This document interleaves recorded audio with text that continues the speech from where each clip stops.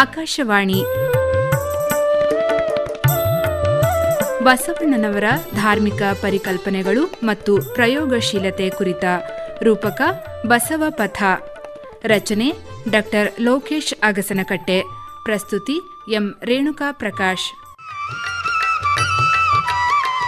ಕನ್ನಡದ್ದೇ ಒಂದು ದೇಶೀಯ ಧರ್ಮವಾಗಿ ಉದಯವಾದ 12ನೇ ಶತಮಾನದ ಬಸವ ಧರ್ಮ ತನ್ನ ಕಾಲದಲ್ಲಿ ಬಿಕ್ಕಟ್ಟಿಗೆ ಒಳಗಾಗಿದ್ದ ಅಧಾರ್ಮಿಕ ವಿಕಲ್ಪಗಳನ್ನು ಪ್ರಶ್ನಿಸುತ್ತಾ ಅದಕ್ಕೆ ಪರ್ಯಾಯವಾಗಿ ಸಮಾಜವನ್ನು ಸ್ಥಾಪಿಸುವ ಉದ್ದೇಶದಿಂದಲೇ ಕನ್ನಡದಲ್ಲಿ ನಿರ್ವಚನಗೊಂಡದ್ದು ಹೆಮ್ಮೆ ಪಡುವ ಸಂಗತಿ.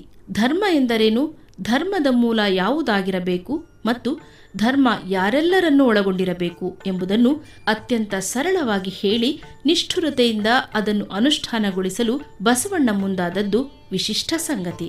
ಬಸವಣ್ಣ ಮತ್ತು ಆತನ ಸಮಕಾಲೀನರೆಲ್ಲರೂ ಸೇರಿ ಸಾಧ್ಯವಾಗಿಸಿದ ಬಸವ ಧರ್ಮ ಅಥವಾ ಲಿಂಗಾಯತ ಧರ್ಮದ ಕೈಪಿಡಿಯಂತೆ ಅವರ ವಚನಗಳಿವೆ. ವೇದ, ಆಗಮ, ಉಪನಿಷತ್ತುಗಳಂತೆ ವಚನಗಳು ಈ ಕನ್ನಡ ಧರ್ಮದ ವಿವೇಕವಾಣಿಗಳು. ವಚನದಲ್ಲಿ ನಾಮಾಮೃತ ತುಂಬಿ ನಯನದಲ್ಲಿ ನಿಮ್ಮ ಮೂರುತಿ ತುಂಬಿ, ವಚನದಲ್ಲಿ ನಾಮಾಮೃತ ತುಂಬಿ, ವಚನದಲ್ಲಿ ನಾಮಾಮೃತ ತುಂಬಿ.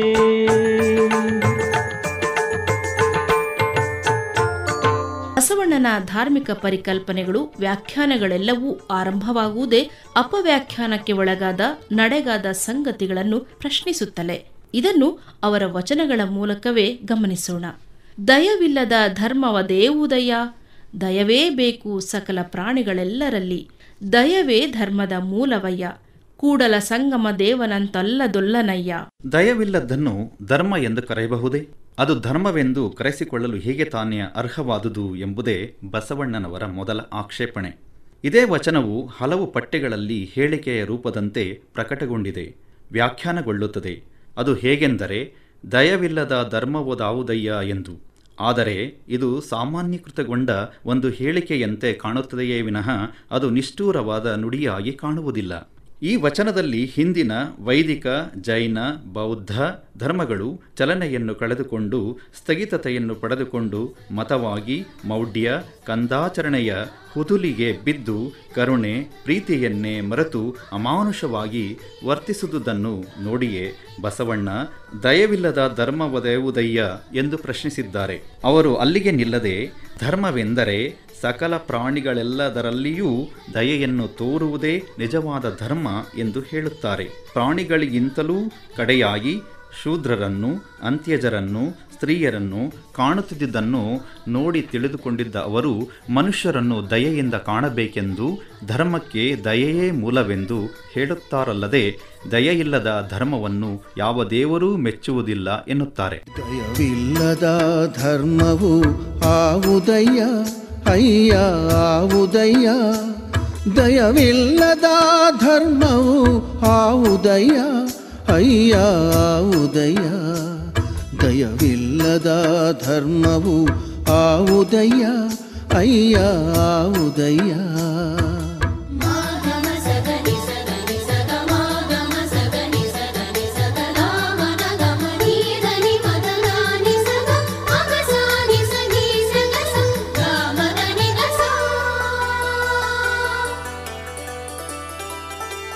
ದಯವೇ ಬೇಕು,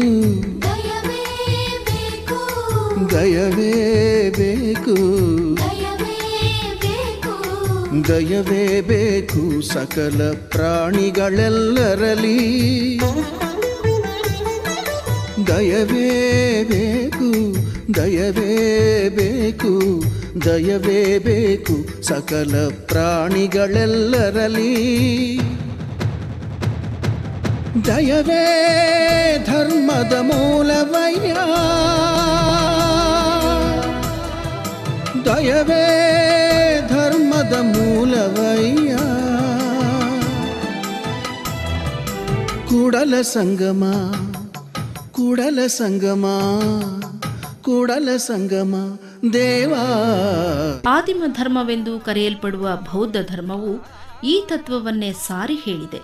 ಬುದ್ಧ ಕೂಡ ದೇಶೀಯ ಭಾಷೆಯಲ್ಲೇ ಮಾನವ ಪ್ರೇಮ, ಜೀವಕಾರುಣ್ಯ, ಮೈತ್ರಿಯನ್ನು ಹೇಳಿದ. ಅದು ಧರ್ಮದ ಬುನಾದಿಯಾಗಬೇಕೆಂದೂ ಹೇಳಿದ.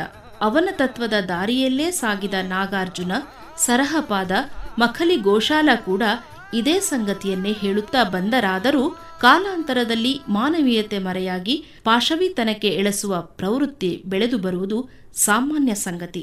ವೈದಿಕ ಧರ್ಮದ ಅಸಮಾನತೆಯ ನಡೆಗೆ ಬುದ್ಧನು, ಮಹಾವೀರನು ಪ್ರತಿಕ್ರಿಯಿಸಿದಂತೆ ಬಸವಣ್ಣನು ಹಿಂದಿನ ಧರ್ಮಗಳ ನಡೆಗೆ ಪ್ರತಿಕ್ರಿಯಿಸಿ ಹೊಸ ರೀತಿಯಲ್ಲಿ ಧರ್ಮದ ವ್ಯಾಖ್ಯಾನ ಮಾಡಿದ. ಆತನ ಕಾಲಕ್ಕಾಗಲೇ ಶಂಕರನ ಶೈವ ಸಿದ್ಧಾಂತ, ಶ್ರೀ ವೈಷ್ಣವವೆಂಬ ತತ್ವಗಳು ಪ್ರತಿಷ್ಠಾಪನೆಗೊಂಡು ಆಗಮಿಕದಲ್ಲಿ ಕಾಳಮುಖ, ಪಾಶುಪತ, ಕಾಪಾಲಿಕ, ಶ್ರೋತ್ರಿಯವೆಂಬ 4 ಶಾಖೆಗಳು ಪ್ರಚಲಿತಗೊಂಡಿದ್ದವು. ಆಗಮಿಕ ಶುದ್ಧ ಶೈವ ಬ್ರಾಹ್ಮಣನಾಗಿ ಬಸವಣ್ಣ ಹುಟ್ಟಿ ಇವುಗಳ ಪಾಶವೀಕೃತ್ಯಗಳನ್ನು ಕಣ್ಣಾರೆ ಕಂಡದ್ದು ಮಾತ್ರವಲ್ಲ, ಅನುಭವಿಸಿ ಅಕ್ಕನೊಂದಿಗೆ ಮನೆಯನ್ನು ತೊರೆದದ್ದು ಹೊಸ ಧರ್ಮದ ಉದಯಕ್ಕೆ ಮುನ್ನುಡಿಯೂ ಆಯಿತು. ಶೂದ್ರರು, ಸ್ತ್ರೀಯರು ಮೋಕ್ಷಕ್ಕೆ ಅರ್ಹರಲ್ಲ ಎಂಬುದೇ ಆತನಿಗೆ ಒಗಟಿನ ಪ್ರಶ್ನೆಯಾಗಿ ಕಾಣಿಸಿತು. ಇದರ ಫಲವಾಗಿಯೇ ಆತ ಹೊಸದೊಂದು ಧರ್ಮದ ಉದಯಕ್ಕೆ ಹೊಸ ಆಲೋಚನೆಗಳನ್ನು, ಪರಿಕಲ್ಪನೆಗಳನ್ನು ನೀಡಬೇಕಾಯಿತು. ಎಲ್ಲ ಬಲ್ಲಿದನಯ್ಯ ಕಲ್ಯಾಣ ಬಸವಯ್ಯ ಚೆಲ್ಲಿದನು ತಂದು ಶಿವ ಬೆಳಕ, ಚೆಲ್ಲಿದನು ತಂದು ಶಿವ ಬೆಳಕ, ನಾಡೊಳಗೆ ಸೊಲ್ಲಿತ್ತಿ ಜನವೂ ಹಾಡುವುದು. ಎಲ್ಲ ಬಲ್ಲಿದನಯ್ಯ ಕಲ್ಯಾಣ ಬಸವಯ್ಯ ಚೆಲ್ಲಿದನು ತಂದು ಶಿವ ಬೆಳಕ, ಚೆಲ್ಲಿದನು ತಂದು ಶಿವ ಬೆಳಕ, ನಾಡೊಳಗೆ ಸೊಲ್ಲಿತ್ತಿ ಜನವೂ ಹಾಡುವುದು. ಎಲ್ಲ ಬಲ್ಲಿದನಯ್ಯ ಕಲ್ಯಾಣ ಬಸವಯ್ಯ. ನಿರಾಕಾರನಾದ ದೇವರನ್ನು ಆಕಾರಗೊಳಿಸಿ ಶೋಷಣೆಯ ಮೂಲವಾದ ಪುರಾಣದ ಕಥೆಗಳನ್ನು ಬಸವಣ್ಣ ಮೊದಲು ನಿರಚನಗೊಳಿಸಿದ. ಬಸವಣ್ಣನ ದೈವದ ಕಲ್ಪನೆ ಪೂರ್ವಕಲ್ಪನೆಗೆ ಭಿನ್ನವಾದುದು. ಚೈತನ್ಯದಲ್ಲಿ ದೈವತ್ವವನ್ನು ಕಾಣುವ ಆತನ ಯೋಚನೆ ವಸತೆ ಪರಿಕಲ್ಪನೆಯಾಯಿತು. ಕಲ್ಲಿನ ಮೂರ್ತಿಯ ಜಾಗದಲ್ಲಿ ಇಷ್ಟಲಿಂಗದ ಪರಿಕಲ್ಪನೆಯನ್ನು ತಂದುಕೊಟ್ಟ. ದೇವರು ಎಲ್ಲಿದ್ದಾನೆಂದರೆ ಅವನು ಎಲ್ಲೆಲ್ಲಿಯೂ ಇದ್ದಾನೆ, ಸಕಲ ಚರಾಚರ ವಸ್ತುಗಳಲ್ಲೂ ಅವನು ತುಂಬಿದ್ದಾನೆ ಎಂದು ತೋರಿಸಿಕೊಟ್ಟರು.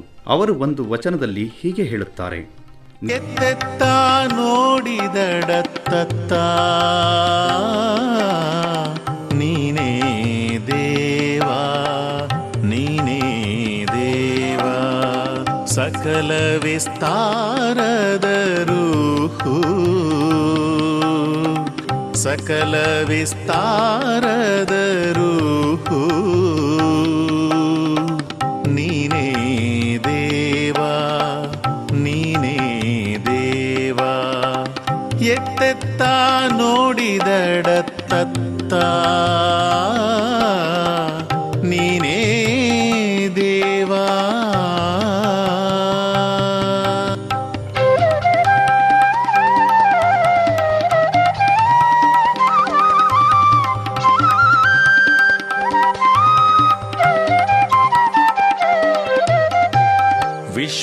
ವಿಶ್ವತಶ್ಚಕ್ಷು ನೀನೇ ದೇವಾ, ವಿಶ್ವತೋ ಮುಖ ನೀನೇ ದೇವಾ, ವಿಶ್ವತಶ್ಚಕ್ಷು ನೀನೇ ದೇವಾ, ವಿಶ್ವತೋ ಮುಖ ನೀನೇ ದೇವಾ, ವಿಶ್ವತೋ ಬಾಹು ನೀನೇ ದೇವಾ, ವಿಶ್ವತೋ ಬಾಹು ನೀನೇ ದೇವಾ, ವಿಶ್ವತಃ ಪಾದ ನೀನೇ ದೇವಾ, ವಿಶ್ವತಃ ಪಾದ ನೀನೇ ದೇವಾ, ಕೂಡಲ ಸಂಗಮ ದೇವ, ಕೂಡಲ ಸಂಗಮ ದೇವ, ಕೂಡಲ ಸಂಗಮ ದೇವ, ಎತ್ತೆತ್ತ ನೋಡಿದಡತ್ತ ನೀನೇ ದೇವಾ, ನೀನೇ ದೇವಾ. ಬಸವಣ್ಣನವರ ಅಭಿಪ್ರಾಯದಂತೆ ದೇವರು ಚೈತನ್ಯ ರೂಪಿಯಾದುದರಿಂದ ಅವನು ಎಲ್ಲರಲ್ಲೂ ಇದ್ದಾನೆ ಮತ್ತು ಎಲ್ಲರೂ ಅವನನ್ನು ಪೂಜಿಸಲು ಅರ್ಹರು. ಹಾಗೆಯೇ ಅನುಸಂಧಾನಗೊಳ್ಳಲು ಎಲ್ಲರೂ ಸಮರ್ಥರು ಎಂಬುದಾಗಿದೆ. ಹಾಗಾಗಿ ಅವರು ಇಷ್ಟಲಿಂಗದ ಪರಿಕಲ್ಪನೆಯನ್ನು ತಂದುಕೊಟ್ಟರು. ಈ ಕಾರಣದಿಂದ ದೇವಾಲಯ ಪ್ರವೇಶಕ್ಕೆ ನಿಷಿದ್ಧರಾಗಿದ್ದ ಬಹುಸಂಖ್ಯಾತರಿಗೆ ಬಿಡುಗಡೆಯ ಮಾರ್ಗವನ್ನು ತೋರಿಸಿದರು. ದೇವಾಲಯದ ಪರಿಕಲ್ಪನೆಯನ್ನೇ ಅವರು ಬದಲಾಯಿಸಿದ್ದು ಈ ಕಾರಣಕ್ಕಾಗಿಯೇ. ಕಾಲೇ ಕಂಬಗಳು ದೇಹವೇ ದೇಗುಲ, ಕಾಲೇ ಕಂಬಗಳು ದೇಹವೇ ದೇಗುಲ, ಎನ್ನ ಕಾಲೇ ಕಂಬಗಳು ದೇಹವೇ ದೇಗುಲ, ಶಿರವೇ ಹೊನ್ನ ಕಲಶವಯ್ಯ, ಶಿರವೇ ಹೊನ್ನ ಕಲಶವಯ್ಯ, ನಾಯೇನ ಮಾಡಲಿ ಬಡವನಯ್ಯ, ನಾಯೇನ ಮಾಡಲಿ ಬಡವನಯ್ಯ, ಉಳ್ಳವರು ಶಿವಾಲಯ ಮಾಡುವರು, ಉಳ್ಳವರು ಶಿವಾಲಯ ಮಾಡುವರು. ಧರ್ಮದ ನಿರ್ವಚನಕ್ಕೆ ಅಂಟಿಕೊಂಡು ಬಂದ ಕರ್ಮ ಸಿದ್ಧಾಂತವನ್ನು ಅವರು ಪೂರ್ಣ ನಿರಾಕರಿಸಿದರು. ಪಾಪ ಪುಣ್ಯ ಸ್ವರ್ಗ ನರಕಗಳೂ ಕೂಡ ಹೊಸ ಭಾಷ್ಯೆಯನ್ನು ಬಸವಣ್ಣನವರಿಂದ ಬರೆಸಿಕೊಂಡು ಅವರ ಸಮಕಾಲೀನರಾದ ಅಲ್ಲಮ, ಸಿದ್ಧರಾಮ, ಚನ್ನ ಬಸವಣ್ಣನವರಿಂದಲೂ ಅಷ್ಟೇ ಅಲ್ಲದೆ ಅಕ್ಕ ಮಹಾದೇವಿ ಸೇರಿದಂತೆ ಮಹಿಳಾ ವಚನಕಾರ್ತಿಯರಿಂದಲೂ ಈ ಚಿಂತನೆಗಳು ಮತ್ತೆ ಮತ್ತೆ ಪುನರುಚ್ಚಾರಣೆಗೊಂಡವು. ಸ್ವರ್ಗ ನರಕಗಳನ್ನು ವ್ಯಕ್ತಿಯ ವ್ಯಕ್ತಿತ್ವಕ್ಕೆ, ಅವನ ಸದಾಚಾರ ಸಂಪನ್ನತೆಗೆ ವ್ಯಕ್ತಿನಿಷ್ಠಗೊಳಿಸಿದ್ದು ಪೂರ್ವದ ಅಪಕಲ್ಪನೆಗಳಿಗೆ ಕೊಟ್ಟ ದೊಡ್ಡ ಆಘಾತವೇ ಹೌದು. ವ್ಯಕ್ತಿಯ ನಡೆನುಡಿ ಶುದ್ಧ ಮಾಡಿಕೊಳ್ಳುವ ಅವನ ಬದುಕೊಂದು ಕರ್ತಾರ ಹಾಕಿಕೊಟ್ಟಿರುವ ಕಮ್ಮಟ ಶಾಲೆ ಎಂದು, ಇಲ್ಲಿ ಸಲ್ಲುವವರು ಅಲ್ಲಿಯೂ ಸಲ್ಲುವವರು ಎಂದು ಹೇಳುತ್ತಾ ಭವದ ಬದುಕಿಗೆ ಒತ್ತು ಕೊಟ್ಟರು. ಬುದ್ಧನ ಮಧ್ಯಮ ಮಾರ್ಗದ ಪರಿಕಲ್ಪನೆಯೂ ಕೂಡ ಇದೇ ಆಗಿತ್ತು. ಸಪ್ತಶೀಲಗಳನ್ನು ಇಬ್ಬರೂ ಸಮಾನವಾಗಿಯೇ ಹೇಳಿದ್ದಾರೆ. ಈ ವಿಚಾರಗಳಲ್ಲಿ ಬುದ್ಧನ ತಾತ್ವಿಕತೆ ಬಸವಣ್ಣನವರನ್ನು ಪ್ರಭಾವಿಸಿದ್ದರೂ ಇರಬಹುದು, ಅಥವಾ ಸಮಾನ ಮನೋಧರ್ಮದವರ ವಿಚಾರಗಳಲ್ಲಿ ಸಾಮ್ಯತೆ ಇರುವುದು ಆಕಸ್ಮಿಕವೂ ಇರಬಹುದು.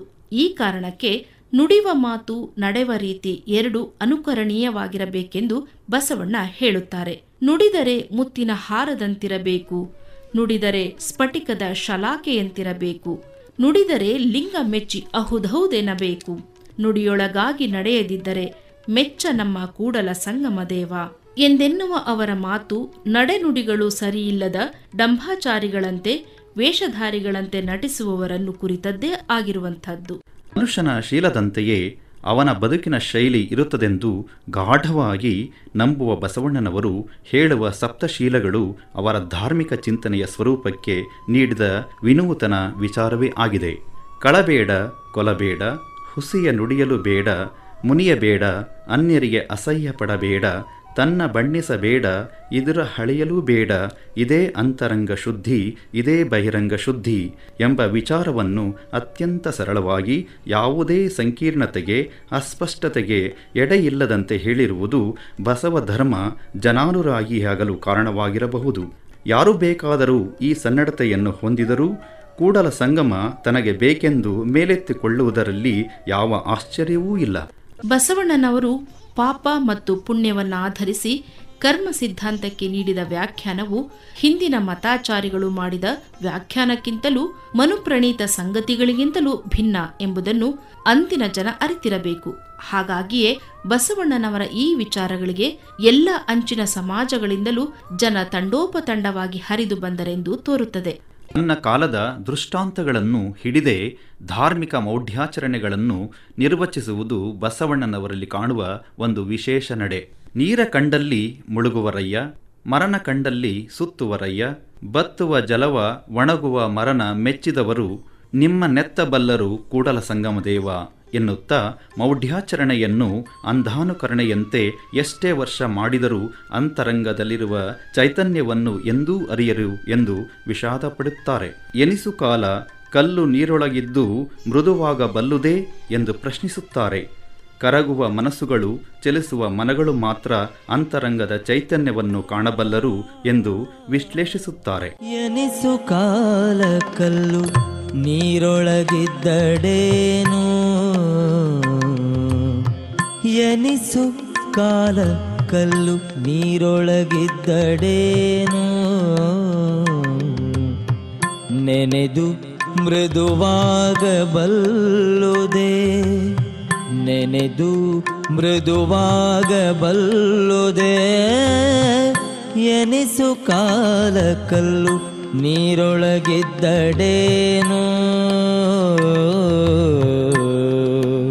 ಗುರುವಿನ ಸ್ವರೂಪ, ಭಕ್ತನ ಸ್ವರೂಪ, ಲಿಂಗ, ಜಂಗಮ, ಷಟ್ಸ್ಥಳ ಎಲ್ಲವುಗಳನ್ನು ಹೊಸದಾಗಿ ನಿರ್ವಹಿಸಿರುವ ರೀತಿಯು ಅವರವರ ಘನತೆ, ಪಾತ್ರ ಹಾಗೂ ಮಹತ್ವವನ್ನು ಅರ್ಥಪೂರ್ಣವಾಗಿಯೇ ವಿವರಿಸಿದ್ದಾರೆ. ಇದರ ಜೊತೆಯಲ್ಲಿ ಕಾಯಕ ಹಾಗೂ ದಾಸೋಹದ ಚಿಂತನೆಯಂತೂ ಬಸವಣ್ಣನವರು ನೀಡಿದ ಹೊಸ ಪರಿಕಲ್ಪನೆ ಹಾಗೂ ಭಕ್ತನಿಗೆ ವಿಧಿಯೇ ಆಗಿದೆ. ಗುರುವಾದಡು ಕಾಯಕದಿಂದಲೇ ಮುಕ್ತಿ ಎಂಬ ಮಾತು ಎಲ್ಲ ಕಾಲದ ಗುರುವಿನ ನಡೆಗೆ ಬರೆದ ಭಾಷ್ಯದಂತಿದೆ. ಕಾಯಕವನ್ನು ಜಾತಿ ಮುಕ್ತಗೊಳಿಸಿ ಅದನ್ನು ಮಾನವೀಯಗೊಳಿಸಿದ್ದು ಮೆಚ್ಚುವಂತಹದ್ದು. ಕಾಸಿ ಕಮ್ಮಾರನಾದ ಬೀಸಿ ಮಡಿವಾಳನಾದ ಎನ್ನುವ ವಚನದಲ್ಲಿ ಕಾಯಕ್ಕೆ ಕಾಯ ಅಂಟಿಕೊಂಡೇ ಇರಬೇಕೆಂದು, ಅದರಿಂದ ಬಂದ ದಾಯವನ್ನು ತನಗೆಷ್ಟು ಬೇಕೋ ಅಷ್ಟನ್ನು ಇರಿಸಿಕೊಂಡು ಉಳಿದದ್ದನ್ನು ದಾಸೋಹಕ್ಕೆ ವಿನಿಯೋಗಿಸಬೇಕೆಂದು ಹೇಳುವ ಮುಖೇನ ವೃತ್ತಿಪರ ದೇಸಿ ಕಾಯಕಗಳಿಗೆ ಮನ್ನಣೆಯನ್ನು ತಂದುಕೊಟ್ಟರು. ಅದು ಎಷ್ಟರ ಮಟ್ಟಿಗೆಂದರೆ, ಪ್ರತಿಯೊಬ್ಬ ಶರಣನು ಆತ್ಮಾಭಿಮಾನದಿಂದ ತನ್ನ ಕಾಯಕವನ್ನು ಎದೆಯುಬ್ಬಿಸಿ ಹೇಳಿಕೊಳ್ಳುವಂತ ಆತ್ಮಗೌರವವನ್ನು ಬಸವಣ್ಣ ವೃತ್ತಿಗೆ ತಂದುಕೊಟ್ಟರು. ತುರುಗಾಹಿ ರಾಮಣ್ಣ, ಅಂಬಿಗರ ಚೌಡಯ್ಯ, ಮಡಿವಾಳ ಮಾಚಿದೇವ, ನುಲಿಯ ಚಂದಯ್ಯ, ಮೋಳಿಗೆ ಮಹಾದೇವಿ, ಸೂಳೆ ಸಂಕವ್ವೆ ಹೀಗೆ ಒಂದೆರಡಲ್ಲ ನೂರಾರು. ಕಾಯಕವಿಲ್ಲದ ಬದುಕಿಗೆ ಅರ್ಥವಿಲ್ಲ ಎಂಬುದನ್ನು ಕಾಯಕದಿಂದಲೇ ಕೈಲಾಸವೆಂಬ ಪರಿಕಲ್ಪನೆಯನ್ನು ಬಸವಣ್ಣ ಹುಟ್ಟುಹಾಕಿದರು. ಕಾಸಿ ಕಮ್ಮಾರನಾದ ಬೀಸಿ ಮಡಿವಾಳನಾದ, ಕಾಸಿ ಕಮ್ಮಾರನಾದ ಬೀಸಿ ಮಡಿವಾಳನಾದ, ಹಾಸನಿಕ್ಕಿ ಒಕ್ಕಲಿಗನಾದ, ವೇದವನೋದಿ ಹಾರುವನಾದ, ಕಾಸಿ ಕಮ್ಮಾರನಾದ ಬೀಸಿ ಮಡಿವಾಳನಾದ, ಹಾಸನಿಕ್ಕಿ ಒಕ್ಕಲಿಗನಾದ, ವೇದವನೋದಿ ಹಾರುವನಾದ, ಕಾಸಿ ಕಮ್ಮಾರನಾದ.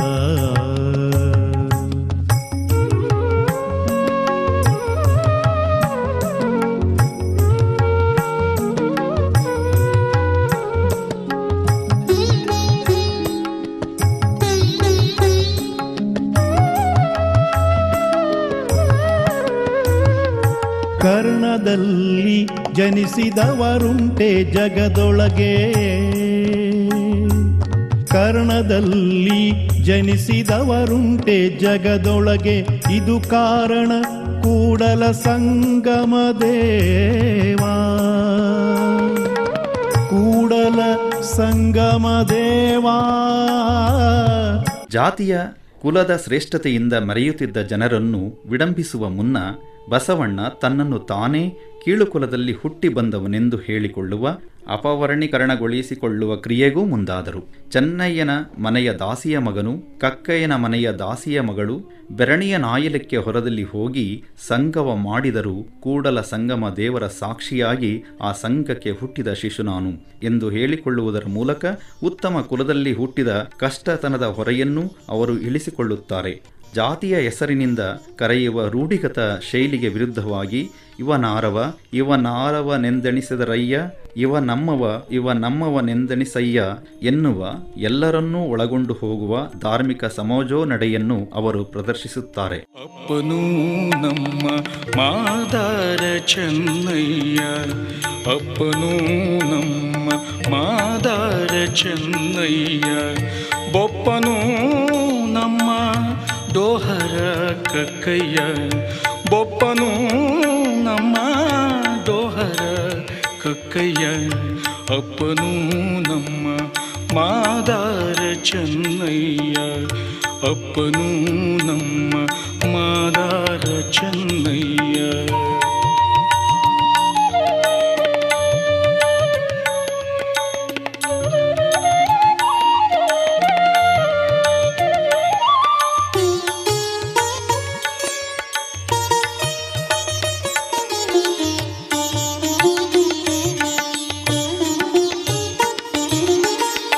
ಚಿಕ್ಕಯ್ಯನಮ್ಮಯ್ಯ ಕಣ್ಣಯ್ಯ,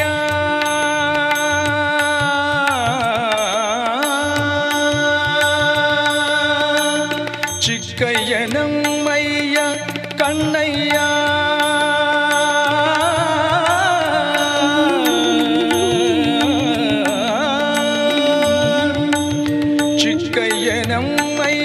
ಕಣ್ಣಯ್ಯ ಅಣ್ಣನು ನಮ್ಮ ಕಿನ್ನರ ಬೊಮ್ಮಯ್ಯ ಅಣ್ಣನು ನಮ್ಮ ಕಿನ್ನರ ಬೊಮ್ಮಯ್ಯ ಅಣ್ಣನು ನಮ್ಮ ಕಿನ್ನರ ಬೊಮ್ಮಯ್ಯ ಎನ್ನನೇ ತಕ್ಕೆ ಅರಿಯಿರಿ ಕೂಡಲ ಸಂಗಯ್ಯ.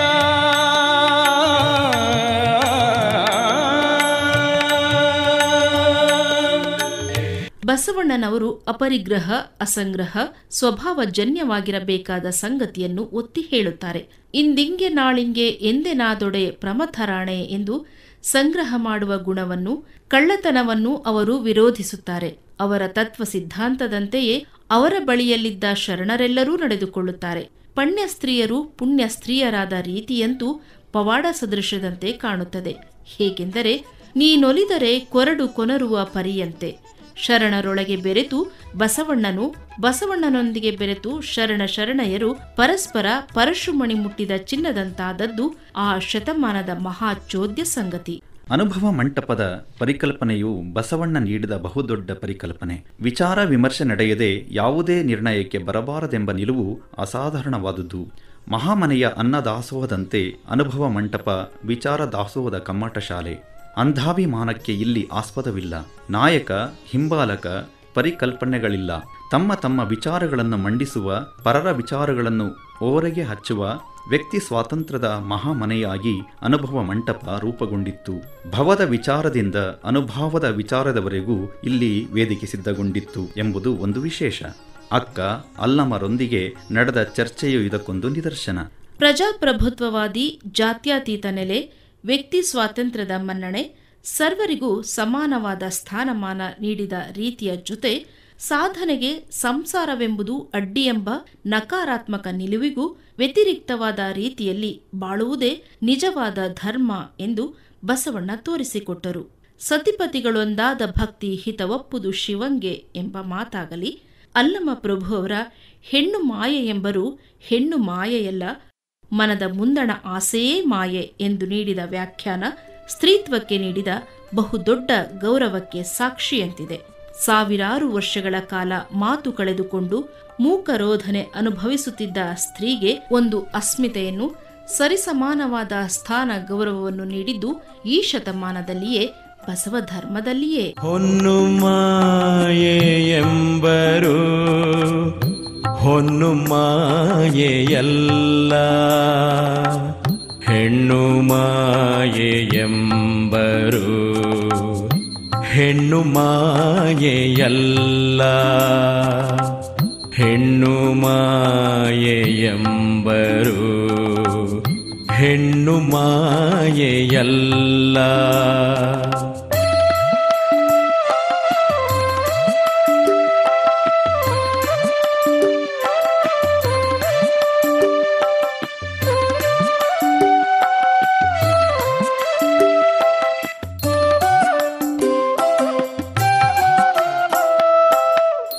ಮಣ್ಣು ಮಾಯೆಯೆಂಬರು ಮಣ್ಣು ಮಾಯೆಯಲ್ಲ, ಮಣ್ಣು ಮಾಯೆಯೆಂಬರು ಮಣ್ಣು ಮಾಯೆಯಲ್ಲ. ಮನದ ಮುಂದಣ ಆಸೆಯೇ ಮಾಯೆ ಕಾಣ ಗುಹೇಶ್ವರ, ಮನದ ಮುಂದಣ ಆಸೆಯೇ ಮಾಯೆ ಕಾಣ ಗುಹೇಶ್ವರ. ಹೊನ್ನು ಮಾಯೆ ಎಂಬರು ಹೊನ್ನು ಮಾಯೆಯಲ್ಲ, ಹೆಣ್ಣು ಮಾಯೆ ಎಂಬರು ಹೆಣ್ಣು ಮಾಯೆಯಲ್ಲ. ಬಸವ ಧರ್ಮವೆಂಬುದು ಎಲ್ಲರೂ ಅನುಸರಿಸಬಹುದಾದ ಸರಳ ಮಾರ್ಗ, ಸರಳ ಧರ್ಮ. ಅದು ಮನುಜ ಧರ್ಮ ಎಂಬುದು ಬಸವ ಧರ್ಮದ ತಾತ್ವಿಕತೆಯೇ ತೋರಿಸಿಕೊಡುತ್ತಿದೆ. ಧರ್ಮ, ಅರಿವು, ತಿಳುವಳಿಕೆ, ತನ್ನನ್ನು ತಾನು ಮೊದಲು ಅರಿತು ಲೋಕವನ್ನು ಪ್ರೀತಿಸಿ ಅರಿವಿನ ಮಾರ್ಗದಲ್ಲೇ ಕೊಂಡೊಯ್ಯುವ ಮಾರ್ಗವೆಂಬುದನ್ನು, ತರತಮ ಭಾವವಿಲ್ಲದ ಅಖಂಡವಾದ ಅನುಭೂತಿಯನ್ನು, ಪೂರ್ಣ ದೃಷ್ಟಿಯನ್ನು ಪಡೆಯುವ ಸಕಲ ವಿಚಾರಗಳನ್ನು ಅವರೆಲ್ಲ ಒಂದಾಗಿ ಚರ್ಚಿಸಿದ್ದಾರೆ, ರೂಪಿಸಿದ್ದಾರೆ. ಹಾರುವ ಮೊದಲಾಗಿ ಅಂತ್ಯಜ ಕಡೆಯಾಗಿ ಒಂದೆಡೆ ಸೇರುವಂತ ಚುಂಬಕ ಶಕ್ತಿಯ ಧರ್ಮವನ್ನಾಗಿ ರೂಪಿಸಿದ್ದು ಈ ಶತಮಾನದ ಶರಣರ ಮಹಾಕಾರ್ಯ. ಬಸವಣ್ಣನ ಪ್ರಸಾದವ ಕೊಂಡ ಕಾರಣ ಎನಗೆ ಭಕ್ತಿ ಸಾಧ್ಯವಾಯಿತು. ಬಸವಣ್ಣನ ಪ್ರಸಾದವ ಕೊಂಡ ಕಾರಣ ಎನಗೆ ಭಕ್ತಿ ಸಾಧ್ಯವಾಯಿತು. ಚನ್ನ ಬಸವಣ್ಣನ ಪ್ರಸಾದವ ಕೊಂಡ ಕಾರಣ, ಚನ್ನ ಬಸವಣ್ಣನ ಪ್ರಸಾದವ ಕೊಂಡ ಕಾರಣ ಎನಗೆ ಜ್ಞಾನ ಸಾಧ್ಯವಾಯಿತು. ಬಸವಣ್ಣನ ಪ್ರಸಾದವ ಕೊಂಡ ಕಾರಣ ಎನಗೆ ಭಕ್ತಿ ಸಾಧ್ಯವಾಯಿತು.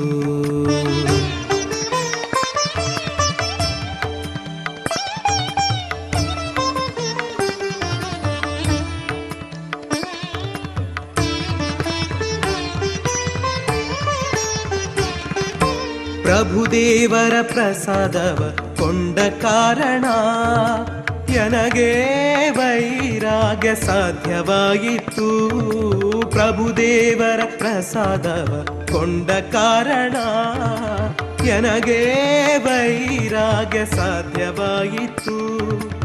ಇಂತಿ ಮೂವರು ಒಂದೊಂದು ಕೊಟ್ಟ ಕಾರಣ ಎನಗೆ ಸರ್ವವು ಸಾಧ್ಯವಾಯಿತು.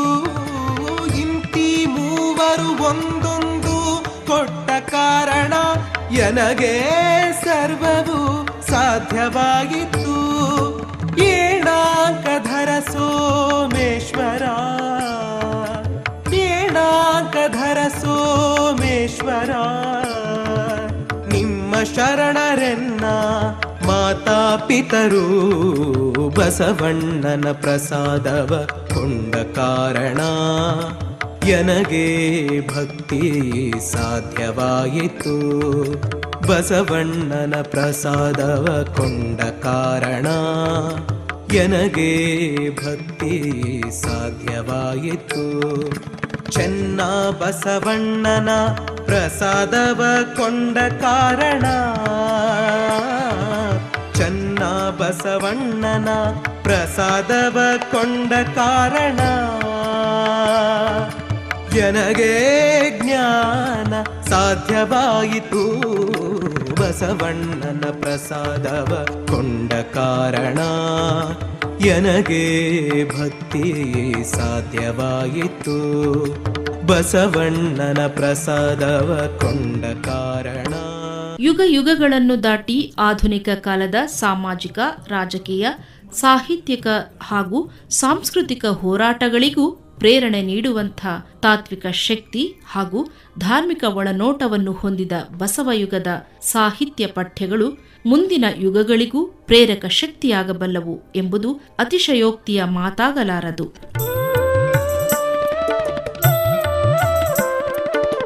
ಬಸವಣ್ಣನವರ ಧಾರ್ಮಿಕ ಪರಿಕಲ್ಪನೆಗಳು ಮತ್ತು ಪ್ರಯೋಗಶೀಲತೆ ಕುರಿತ ರೂಪಕ ಬಸವ ಪಥ ಕೇಳಿದಿರಿ. ರಚನೆ ಡಾಕ್ಟರ್ ಲೋಕೇಶ್ ಅಗಸನಕಟ್ಟೆ. ನಿರೂಪಣೆ ಮತ್ತು ನಿರ್ಮಾಣ ಎಂಎಸ್ ದ್ಯಾಮಲಾಂಬಿಕಾ. ಸಹ ನಿರೂಪಣೆ ಏಕನಾಥ್. ಪ್ರಸ್ತುತಿ ಎಂ ರೇಣುಕಾ ಪ್ರಕಾಶ್.